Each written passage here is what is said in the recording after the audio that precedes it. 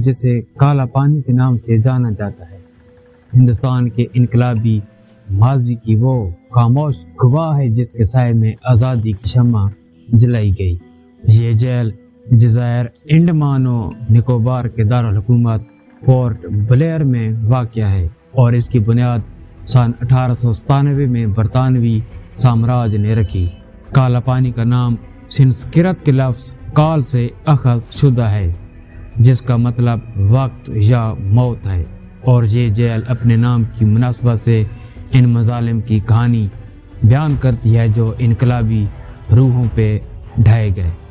اس jail میں 694 کوٹلیاں موجود تھیں جنہیں اس انداز میں بنایا گیا کہ قیدیوں کا آپس میں میل جول نہ ہو سکے۔ جیل کی ساخت آکٹوپس کی مانند 7 شاخوں میں پھیلی ہوئی تھی، تاہم اس کے صرف 3 حصے باقی ہیں۔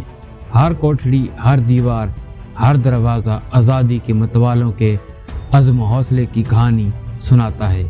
نے اس جیل کو ہندوستان کی آزادی کے رہنماؤں کو قید بند کی اذیتوں میں مبتلا کرنے کے لیے استعمال کیا، جن میں محمود حسن دیوبندی، حسین احمد مدنی، جعفر تھانسیری اور ویر ساورکر جیسے معروف انقلابی شامل تھے۔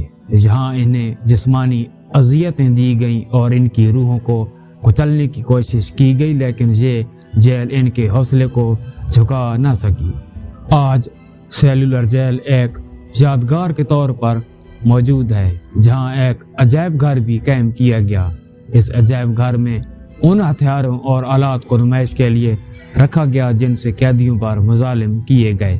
جیل کی دیواروں پر ان بہادر شہیدوں کے نام کنندہ ہیں جنہوں نے آزادی کے لیے اپنی جانوں کا نذرانہ پیش کیا۔ یہ جیل نہ صرف ایک عمارت بلکہ ایک عہد ہے، ایک ایسی داستان جو یہ بتاتی ہے کہ آزادی کتنی قربانیوں اور جدوجہد کے بعد نصیب ہوئی۔